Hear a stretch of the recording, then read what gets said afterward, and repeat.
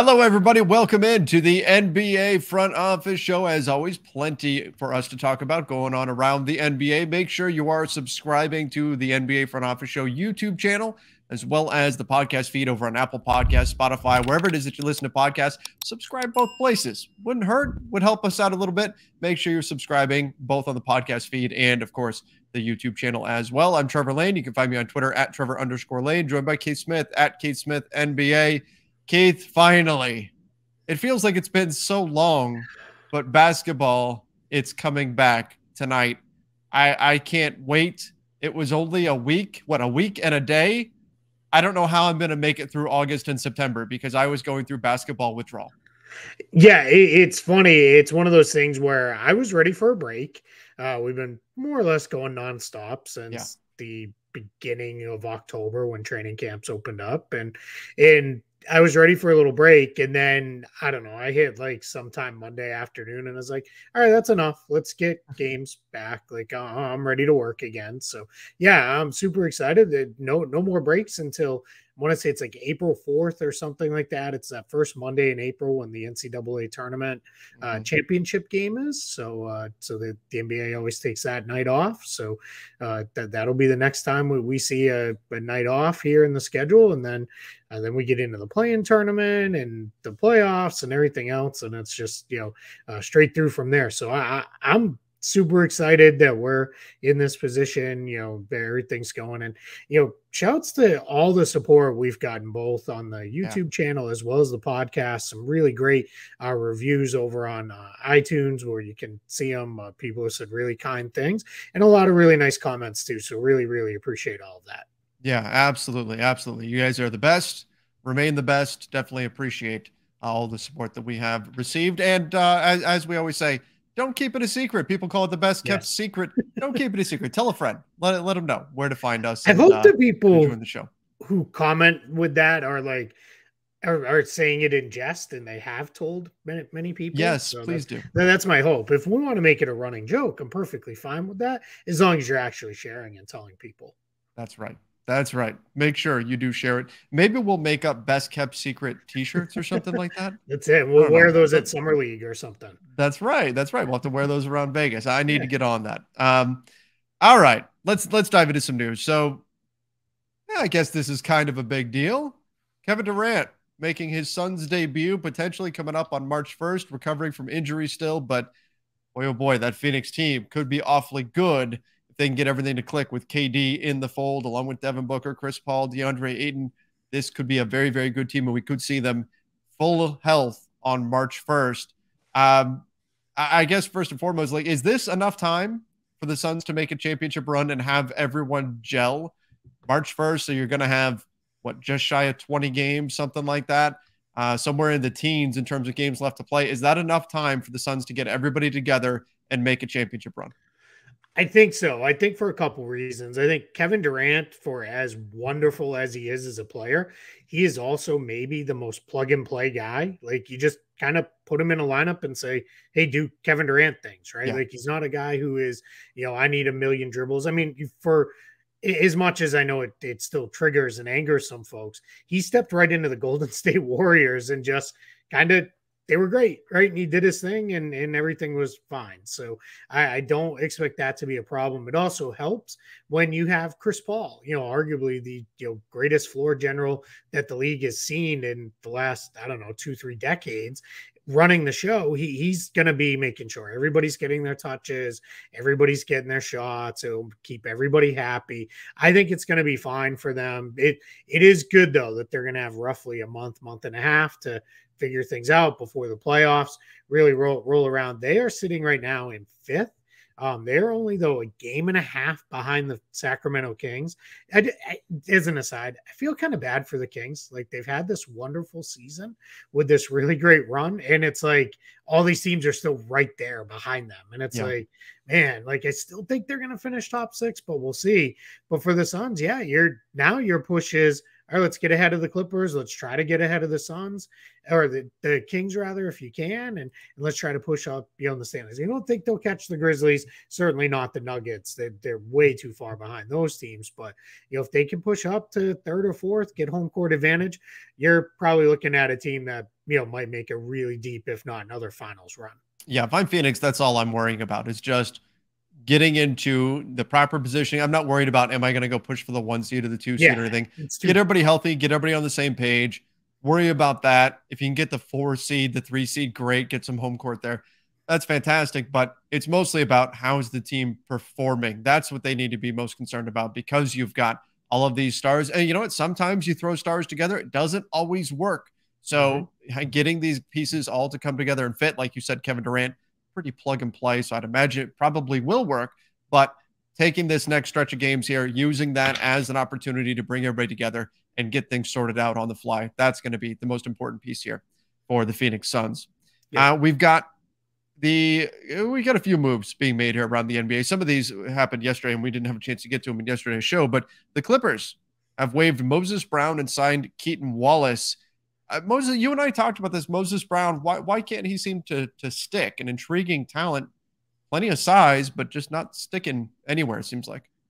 Yeah, and I think there were a couple things happened with the Clippers. The writing was on the wall when they acquired Mason Plumlee. They got their backup center that way. Anytime they need a third or even fourth center, they'll just go small. They'll go to that 5-out group with Marcus Morris or Nick Batum on the floor. So, and he reached his games limit. It's 50 games. You can be active for 50 games in the NBA. And Brown hit that marker. And then it was, all right, what do we do now? And I think they did right by him. Don't hold him hostage and say, well, now you just got to play in the G League.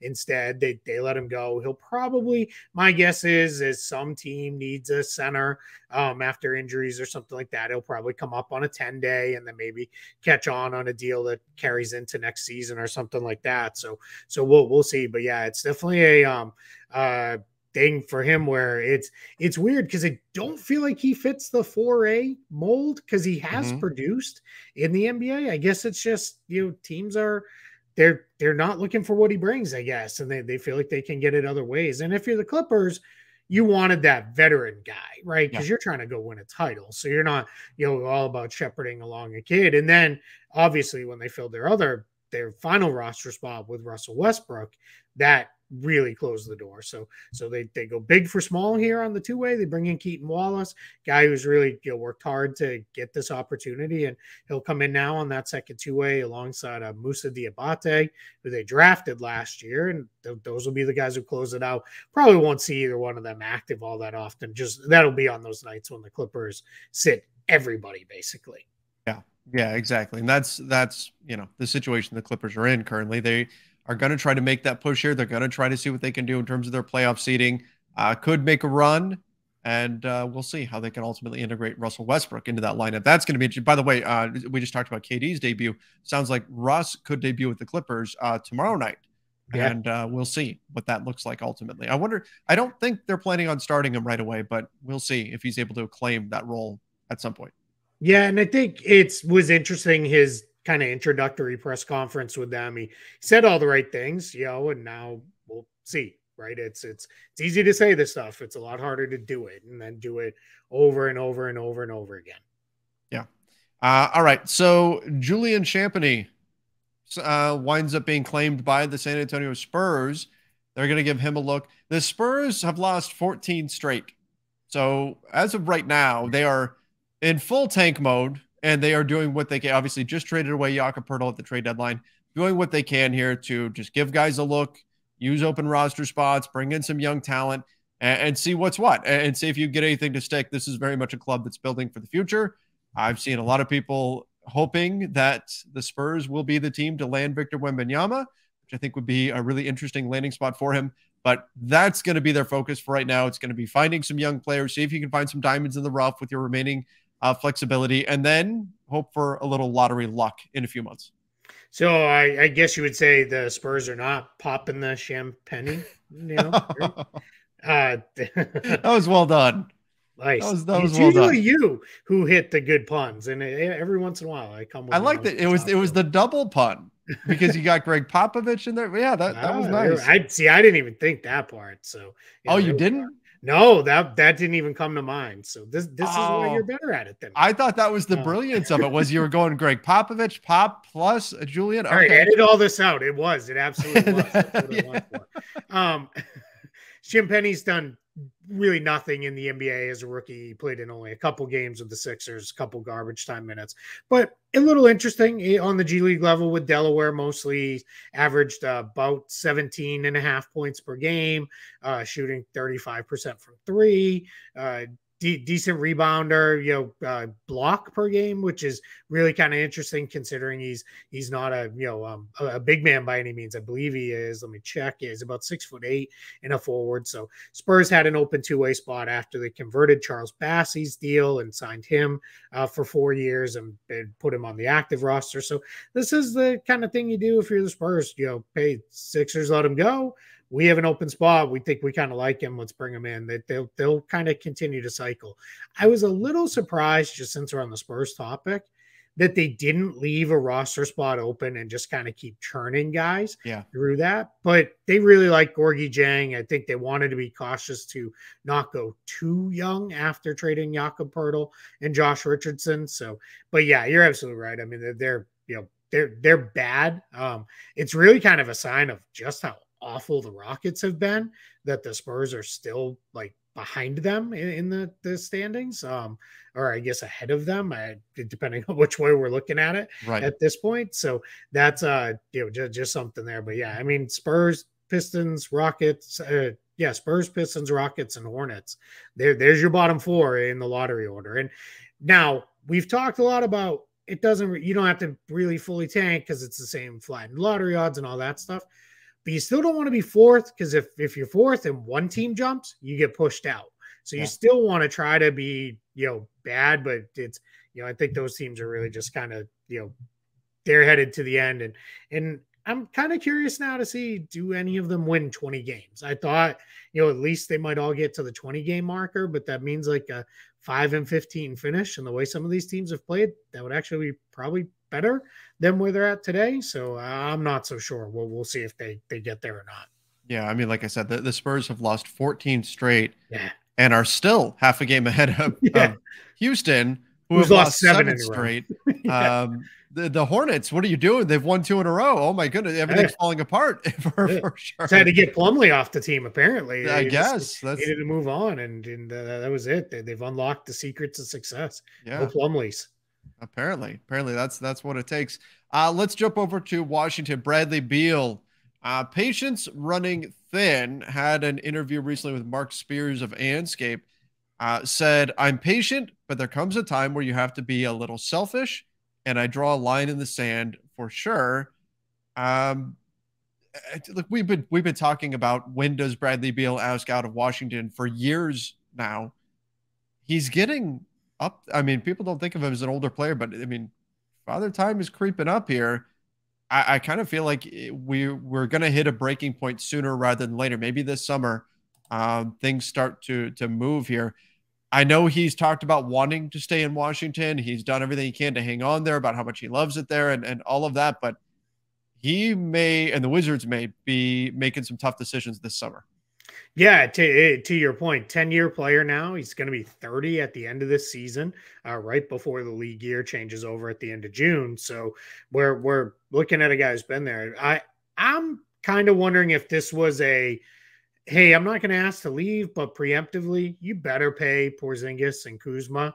And like, because here's the thing. So I wrote about this for SB Nation. This legit shocked me.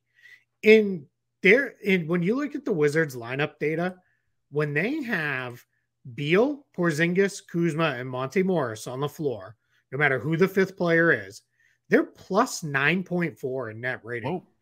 Yeah, that's really good. Yeah. Like really, really good. That's phenomenal. Yeah, and then if you add Denny Avdia, which is, we're really now playing small sample size theater, that goes up to 12 plus 12.9 per 100 possessions. So you're in a spot with these guys where it is, you really kind of get it, right? They've been a pretty good team when those guys have all been available, and they've won their last couple games. They're only a couple games under 500. Now, to me, it is what's your ceiling, right? Your ceiling is probably 44, 45 wins maybe. And that's probably where you're at. But I think for the most part, we're kind of looking at the Wizards as this is probably Beal putting some pressure on more or less to say, hey, we're going to try to really I want to win. And if I can't win, by you getting other stars, let's at least keep the guys we have that are win. I think that's more what it was versus the whole, hey, I'll ask out. But again, superstars, right? We talk about it all the time, but boy, doesn't it feel like Bradley Beal and Damian Lillard are just destined to play it out and be more or less okay with, hey, we were one team guys our whole career, and that's kind of where it's at. I think that could be the ultimate place where we land here. And that's okay, right? That's like today, all we hear about is, the clock's ticking on Luka and the Mavs, and they better do something. Otherwise, that's going to become a discussion topic. Yesterday, we talked about LaMelo Ball. Right? He's only got 1 year left on his deal. Then we're talking extension. What's going to happen here? You just don't see it that often anymore where guys just stick in one place their entire career. And that's part of, people got into what's wrong about the All-Star game. What are the problems with the All-Star game? Well, part of it is East versus West isn't really East versus West anymore because guys, and again, they don't even play it that way right now, but even if you went back to East versus West, guys are jumping conferences constantly. You don't have that classic, Magic's going to play Larry in the All-Star game, the East against the West, right? You don't have guys sticking quite the way they used to. And you can argue that's actually for the betterment of the NBA and the offseason and how, the transaction, the craziness with all the transactions, a big part of this show. And, the interest that the league drives because they've had so much player movement. So I'm not saying it's a bad thing, but just in general, we just don't see players sticking in one place anymore as much. So now you hear, okay, Damian Lillard, is he seriously going to stay in Portland? Bradley, is he seriously going to stay in Washington? Those seem like oddities when 20 years ago that wouldn't at all. And again, if they've made the decision, hey, I'm going to stay with this club. I like this club. Even if it means I don't win, there's other things that are important to me beyond winning a championship. More power to them, if that's ultimately the decision that they make. Yeah, absolutely. I have no problem with this. If these guys are content to play it out where they are, that's great, right? And that's entirely their decision. I also don't have a problem at this point where after a decade, if Damian Lillard or Bradley Beal is like, hey, I gave it my best shot here. I want to go play somewhere else, right? This isn't bailing 2 years into a deal.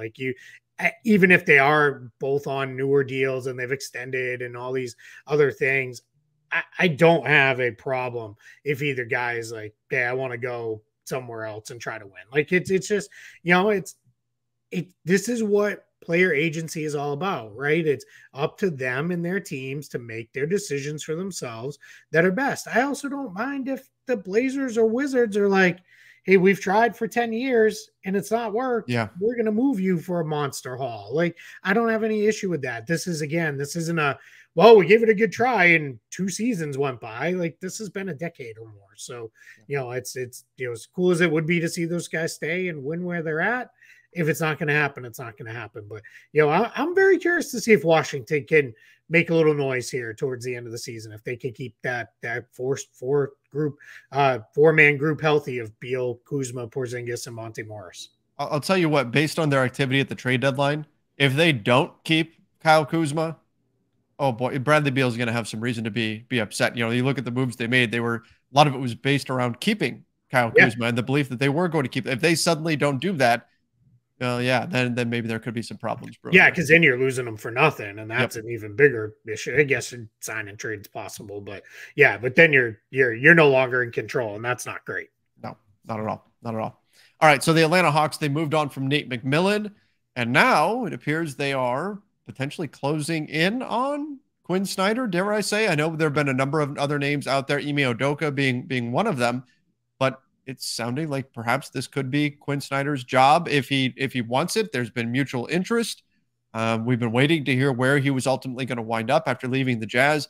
And now it's looking like Atlanta could wind up being that place. And yesterday we talked a little bit about this whole somewhat new concept of rather than wait until the summer and get by with an interim coach in the meantime, let's see if we can find our guy right now. If that guy's out there, bring him in, and then we'll have some more informed decision-making over the summer when we get to free agency and all of that.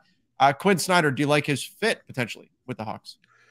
I think so. I'm curious to see right what it looks like. He's obviously done well with a high usage, very talented guard before, and uh, uh, Donovan Mitchell. Mitchell. He's Yep. done well with a second primary ball handler when he had Conley and Mitchell together. So that's important. Clint Capella is, he's not a bad facsimile of Rudy Gobert. Can do a lot of similar things to what Gobert did in the Jazz if he installed a similar type system. And then it's for me, this was the Hawks. We talked about it a little bit, like you said yesterday, of we didn't make a trade, so we had to make a move up front. That's how we're shaking things up. They signed Quin Snyder, or no matter who it is, you sign another head coach here in the next week or so. To me, this is getting a 2-month jump on planning for next year.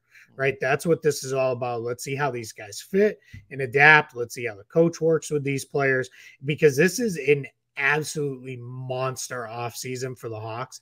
They have to get this right, because now what's going to happen is we're going to end up on borrowed time with Trae Young. He's very high on the list, whether whatever sports book you like to use, he's very high on the list of next player to ask for a trade or next superstar to be traded or whatever they term it. He's pretty high on that list, and we kind of know that's probably where this could head if you don't get this right. So I like the idea of Quin Snyder there. I think he could do a lot of good things, and I think he comes into with a kind of instant respect of, hey, I've been there, done that for a while. And I'm not going to listen to a lot of stuff from you guys, here. We're going to do it my way, and we're going to go.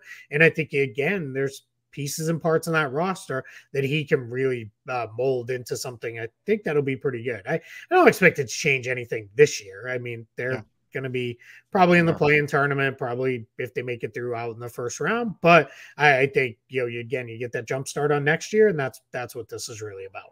Who knows? Maybe they'll finally trade John Collins this summer. You never know. Yeah, right.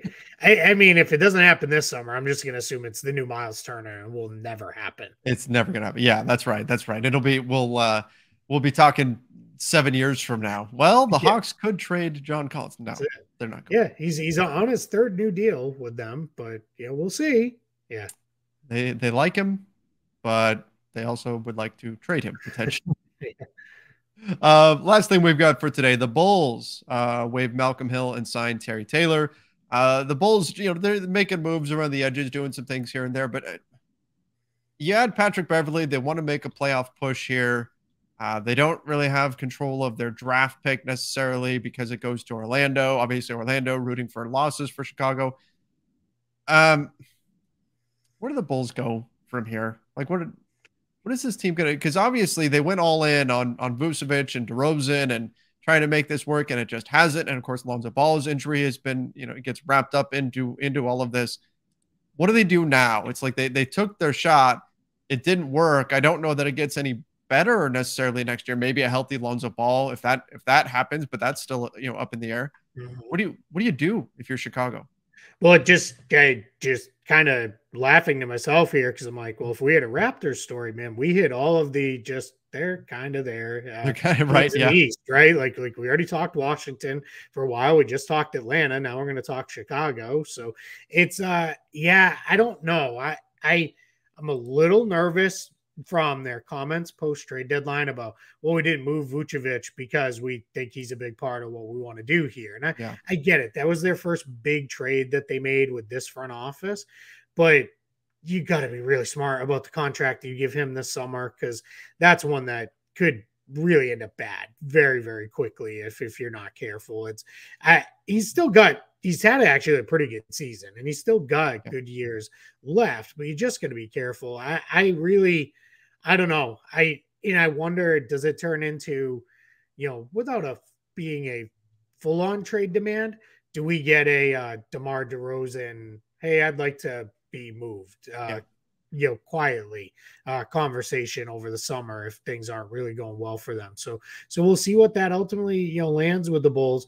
This move, Hill for Taylor, this is, I think the Bulls looking at him like, Terry Taylor's an interesting guy. Like, throw him in the mix. They've had a lot of success with these they're small guys who are really more forwards than they are guards, despite being guard size, whether it be DeRozan himself or Javonte Green, Patrick Williams is bigger, but there was some thought when he came in like he might be a guard. And Terry Taylor's super duper unique guy. He's only about 6'4", 6'5", but he plays more like an old school four in the NBA. He averaged, last season for the Pacers in, kind of real minutes over the down the stretch of the year, 9.6 points and 5.2 rebounds. And he shot 61% with most of his shots coming around the rim. So, there's a real kind of unique sort of player. Hasn't played a lot this year for Indiana, but now, going to join the Bulls, and we'll see what it looks like for them the rest of the way, whether they, even find a way to get him in the lineup or not. But yeah, just kind of, we'll see. There are, as we record this, they're 2 games behind Toronto for the 10 spot in the East. So not a lot of messing around time here for Chicago. You better start winning games, or you may not end up even making the play-in tournament. Yeah, they got to get going, and they got to get going right now. They are currently on a 6-game losing streak. Not exactly where you want to be. Toronto playing New Orleans tonight, and Toronto is the favorite in that one. So yeah, we'll see ultimately what Chicago can do. And the Raptors just remain forever confusing. I saw somebody, gosh, I can't remember who it was now. Somebody put like, the Raptors were like their long shot to make a run in the East. It was like one of those like bold predictions, kind of things. I wish I could remember who it was that wrote it, but it was like, really? Like Toronto? I mean, I guess, right? They've got a ton of talent. They didn't trade everybody away, but yeah, it just, that whole group in the East, boy, that's just, what a mix there. Atlanta, Washington, Toronto, Chicago, like just feels like they're just kind of stuck. They're not really good, but they're not bad, and they're not rebuilding. So I don't really know what they are. The Bulls do have a game coming up on the 28th against Toronto. So that could be a pivotal one in terms of their playoff chances. Something to keep an eye on. Yeah, that's a big one. Yeah. I mean, it sounds weird to be like, what a huge game to make the 10 seed. The 10 seed. But it does all matter. So, and again, the Bulls have no reason to not want to make it because they don't have their pick unless it's top 4. So yeah, absolutely. I kind of, just for the, I guess, morbid curiosity, morbid fun of it all, I want the Bulls to be out of the playoffs. So then we're like all watching to see like, oh my God, Chicago jumped up and kept the pick or whatever, or however it works out for them. I guess I'd rather see Orlando get it, but Orlando's roster is starting to get a little overstuffed. I don't know that they can fit another 2 first-round picks in there necessarily. That's a topic for down the line. We can discuss all those things as we go. We can talk consolidation trades for Orlando, certainly, but we'll have plenty of time to talk about that in June. So can I say one thing on the Magic real quick? I'm going to hit you with a stat that absolutely blew me away. Okay. Paolo Banchero, 10th in the NBA at 7.6 free throw attempts per game. Yep. Unbelievable. I pulled that stat day before yesterday because I was looking at LeBron's free throw attempts relative to how many times he attacks the basket and where he ranks in each. And I looked and I went, holy crap, Paolo Banchero is not getting a rookie whistle. That's for sure. Yeah. Yeah. And it's weird because he's not, like, if you look back at that, like all the rookies in history that have ranked that high, those guys are generally back to the baskets. It's like Shaq kind of guys where it's like, all right, they're in the paint all game long, and the only way to stop them was to foul them. Like, that's not who Banchero is. Having watched, I think at this point I've seen every game he's played, he just has that knack for, like, I go in there and I draw contact, and he's really good at still getting the shot up too, which is kind of a skill that we don't often see. So yeah, I just, really, really something with him. If he can get that jump shot to start falling more consistently, book it. He's an all-star every year out from here on out. He'll never miss an all-star game again. Yep. And the Magic's, absolutely epic swerve on draft day this last summer could wind up paying off for them big time if that's ultimately what he becomes. All right. I think we've covered the middle mess of the Eastern Conference deep enough today. I agree. But hey, basketball is back tonight. We're going to have a lot more to talk about tomorrow. Thanks again, everybody, for joining us. Make sure you are subscribing to the YouTube channel. And of course, over on the podcast feed, Apple Podcast, Spotify, wherever it is that you listen to podcasts, make sure you find the NBA Front Office Show. Till next time, everybody. See ya and stay safe.